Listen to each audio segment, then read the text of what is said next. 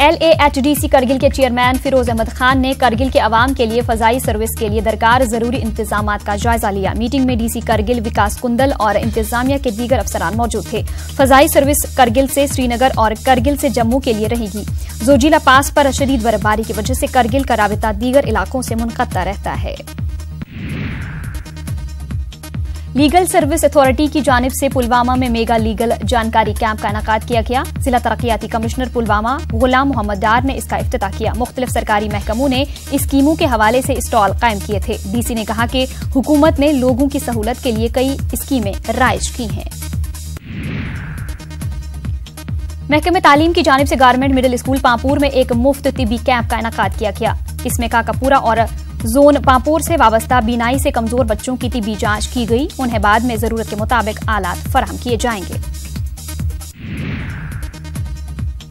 Department of posts India की जानिब से बीरवाह में एक मुनफरिद प्रोग्राम मुनाकिद किया गया। प्रोग्राम में तलबा के साथ साथ महकमे के कई अफसरान ने शिरकत की। बेहतरीन कारकर्दगी दिखाने वाले तलबा में इनामात भी तकसीम किए गए।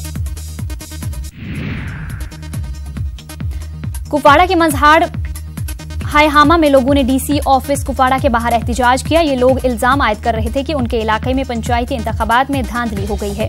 लोग इलेक्शन कमीशन से मुतालबा कर रहे थे कि उनके पंचायती हलकों में दोबारा इलेक्शन मुनाकिद किए जाएं। मनरेगा स्कीम के तहत काम कर रहे करालपुरा के लोगों ने आज कुपवाड़ा में एहतिजाज किया। ये लोग देही तरक्की महकमे पर इल्जाम आयद कर रहे थे कि पिछले 1 साल से उन्हें कामों की रकम नहीं मिल रही है। उन्होंने डिप्टी कमिश्नर कुपवाड़ा खालिद जहांगीर से मुदाखलत की अपील की। नारिस्तान त्राल के लोग तिब्बी सहूलियात से महरूम हैं। लोगों का कहना है कि इलाके में डिस्पेंसरी एक निजी इमारत में कायम है। चंद साल कबल सरकार ने तिब्बी मरकज के लिए एक इमारत तामीर की थी, जिसका काम लगभग मुकम्मल किया गया है, लेकिन अभी तक इस इमारत को महकमे सेहत के हवाले नहीं किया गया है। लोगों ने इंतजामिया से इस हवाले से जांच का मुतालबा किया। कस्बा बीरवाह का टाउन हॉल इंतजामिया की अदम तवज्जुह की वजह से खंडरात में तब्दील हो रहा है। तारीखी नाला सुकनाग के किनारे वाक़ इस टाउन हॉल को आवारा जानवरों ने अपनी आमाजगाह बना लिया है। टाउन हॉल के सहन में गंदगी के ढेर जमा हो गए हैं। मकामी आबादी और मुलाजमीन ने अर्बन लोकल बॉडी से टाउन हॉल की मरम्मत करने का मुतालबा किया है।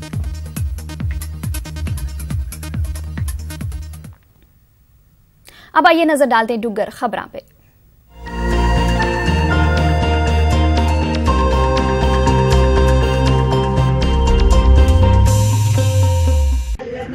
डोगरा स्वाभिमान संगठन के प्रधान ते बीजेपी के सीनियर लीडर चौधरी लाल सिंह होरें जम्मू प्रांत कन्नै भेदभाव बरतने की खत्म करने ते जम्मू के लोकें की कश्मीरियों साई हर खेतर में बराबरी के मौके प्रदान करने की मांग की है। जम्मू संगठन के आफिस का उद्घाटन करने के मौके पर वो लोकें के कट्ठ की खिताब करारदे है। उन्हें लोकें का आह्वान किया जे वो अपने अधिकारों लिए एक मुठ ते एकजुट होन। डोगरा हर चीज बर्दाश्त कर सकता, लेकिन स्वाभिमान अपना नहीं छोड़ी सकता। और स्वाभिमान की कोई खराब करेगा तो पॉसिबल नहीं है कि वो इतने सियासत कर सके। उहदे कोई गुंजाइश नहीं है। इस करिए आने वाला समय जम्मू का अपना समय है। कश्मीर अपने तरीके ने चले, अस अपने तरीके ने चल। कांग्रेस पार्टी की छत्तीसगढ़, राजस्थान ते मध्य प्रदेश के विधान सभा चुनाव कामयाबी का डोडा जिले के कांग्रेस लीडरें ते वर्करें भद्रवाह च जश्न मनाया ते मिठाई कन्नै एक दूए का मूँह मिठा करवाया। पार्टी लीडर ते कार्यकर्ता शेरी बाजार भद्रवाह च जिला प्रधान शेख मुजीब अली उनकी क्यादत इकट्ठे होए। 3 स्टेटें च कांग्रेस की थोई कामयाबी का सहरा उन्हें राहुल गांधी के सिरे बन्निया।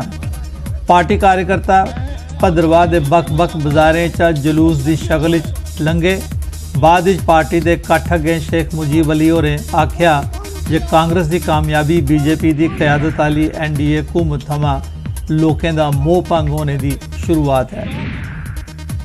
भद्रवाह च 10 सेंटीमीटर कोला 72 सेंटीमीटर बर्फ रिकॉर्ड किए जाने थमां सेऊ, नाखा ते खरोट की पैदावार करने वाले दे चेहरे खिड़ी पेदे ने। इस बर्फबारी ने पिछले 8 बरें थमां चलते आवार दे सोके की खत्म करी ओढ़िया है। भद्रवाह ते गंदोह दे बाग मालकान का आखना है जे फलें दे बूटें की उज्जने ताई बर्फबारी ते बरखें कन्नै बड़ा ला होग।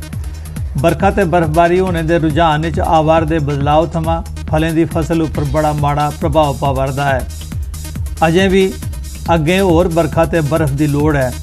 Bhaderwah campus institute of mountain environment के हैड डॉक्टर नीरज शर्मा होरें फलें की पैदावार ताईं बर्फबारी की स्वागतयोग मिथ्या है। जनाब जी इस साल जल्दी बारिश पई है, इस बारिश को हमारा यो फायदो है जे हमारा जो पानी है यो सुख तो नहीं, पानी जो है हमारा कंटिन्यू रहेगा। बारिश जी हमारी बहुत अच्छी, इस तरह जो हमारा बाग बगीचा है वो नहीं ठीक रहना और पानी सुकन होना। जितने जंगली जानवर हैं, जितनी और बायोडाइवर्सिटी है, उन्होंने इतना ऑप्टिमम टैंपरेचर जड़ा जिन्होंने असी freezing temperature below zero temperature कहने वो जरूरी है, वो मिलना चाहिए।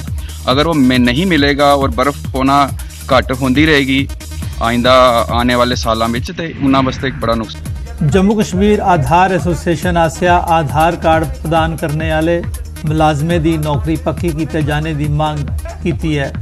जम्मू च NSUI के प्रदेश प्रधान रकीक अहमद खान होरें जम्मू च एक प्रैस कॉन्फ्रेंस गलाया जे जेड़े नौजवान दिने राती कम करिए लोकें की आधार कार्ड दिते उन्हें महकमे शा कड्डी लाया। सांबा जिले की पहाड़ी इलाके की पंचायत मनानू की गुजर बस्ती पलत सभे बुनियादी सहूलतें थमां वंचित है। बस्ती की जाने वाली सड़क खस्ता हाल है। बरखें च इस सड़क उपर आओ जाई महाल हो जाती है। बस्ती के लोगों की गवर्नमेंट की किसी भी स्कीम का फायदा हासिल नहीं हुआ करता। पीने के पानी की बड़ी किल्लत है। PHE आसिया पानी की पाइप बिछाई गई दी है लेकिन पानी सप्लाई करना भुली गए दिन। प्रधानमंत्री आवास योजना का कोई लाभ उन्हें की नहीं हुआ करता। लोकें गवर्नर हुंदे अगे अपील की है जे वो उनकी बक्खी ध्यान देन। सर की साडी इत्थे तकरीबन 400-500 पॉपूलेशन है, सानू रोड साडा पक्का होना चाहिए। गवर्नर साहब है उहदे उन्हां नू तक ये साडी प्रॉब्लम पुजनी चाहिए और साडा रोड पक्का होना चाहिए। जनाब होरें कोल असीं यही रिक्वेस्ट करते हैं कि सानू भी इत्थे कोई मिलना चाहिए है। कोई मकान नहीं, कोई कुछ नहीं, सारे वो पुराने जिहड़े आउंदे हैं वो पुराने जमाने में चलते हैं। कोई इत्थे कोई सहूलत ही नहीं है जनाब साडे कोल। उत्थों जाइए छिड़के बिचा पानी चुक्की मटके ले आने होने, इत्थे कन्ने निक्के निक्के बच्चे चुक्की गली नाले कोई कख नहीं, ना रस्ता ना पानी, बड़ी मुश्किलात है इत्थे। असीं गौरमेंट को ये अपील है कि सानू सड़क भी दी जाए, पानी भी ठीक ठाक। पुंछ जिले कंट्रोल लाइन उपर तैनात सेना की रोमियो फोर्स के तहत 39 राष्ट्रीय राइफल्स आसिया नौजवानों की विचार क्षमता की तरीका करने ताईं डिग्री कॉलेज पुंछ शांति ते खुशहाली विषय उपर डिबेट कंपीटिशन करवाया गया। इस जिले के 12 स्कूलों के डिग्री कॉलेज के शिक्षकें, विद्यार्थियों ते मन्ने परमन्ने के शहरदारें हिस्सा लेता। बख-बख शिक्षा संस्थानें के दर्जन भर छात्र ते छात्राएं डिबेट हिस्सा लेता। डिबेट पर्यटन तीर्थ पर्यटन की बढ़ावा देने ते नौजवानों की प्रतिभा की उभारने ताईं प्लेटफॉर्म मुहैया कराने उपर जोर भरया गया। कार्यक्रम की अध्यक्षता 39 RR के कमांडिंग अफसर R जगत नारायण ते कॉलेज के प्रिंसीपल प्रोफैसर मुशर्रफ हुसैन शाह होरें की, जबकि रोमियो फोर्स के सैक्टर कमांडर SS कार्तिक और मुख्य परौने है। विश्व हिंदू परिषद आसिया राम मंदिर बनाने ताईं 16 दिसंबर की ओंकार भरने वास्ते एक कार्यक्रम आयोजित किया जाएगा। इसकी जानकारी कठुआ च होई दी एक प्रेस कॉन्फ्रेंस विश्व हिंदू परिषद के स्टेट वाइस प्रेजिडेंट होरें दित्ती। उनका आखना है जे राम मंदिर आस्था कन्नै जुड़े दा मामला है, इसका राजनीतिकरण नहीं होना लोड़चदा। एक बड़ा सुनहरी मौका लगेगा असें सारे कि उस परमात्मा जेडे त्रिलोकी मालक भगवान राम जेडे त्रेता च पैदा होए, दशरथ महाराजा दशरथ के पुत्र, राजा अज दे पोतरा, महाराजा दलीप के पड़ोतरा, राजा खटबंग के मतलब उहदे कोला भी पिछे एक ऐसा खानदान जिन्हें असें मर्यादा सिखाई, असें जीवन की शैली दसी। मेरी बेनती है उन्हें मेरी इल्तजार हो कि तुसीं एक धाम जिहड़ा है वो जम्मू पुज्जा।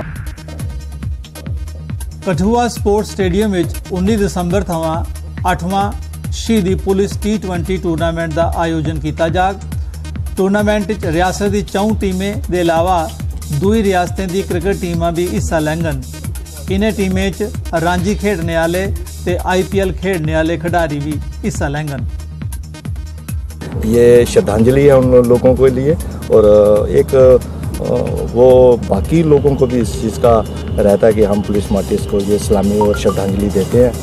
तो मेरा ये कहना है कि जो टूर्नामेंट इस टूर्नामेंट की जो सबसे बड़ी खासियत ये है कि कठुआ का आवाम इस टूर्नामेंट को बहुत प्यार और स्नेह से देखता है, क्योंकि जो उनकी कॉपरेशन है, जो उनकी यहाँ पर शिरकत होती है, चाहे वो डेली रूटीन मैचेस हो, चाहे वो ओपनिंग हो, चाहे वो क्लोजिंग हो, तो वो एक बहुत बड़ा उत्साह रहता है।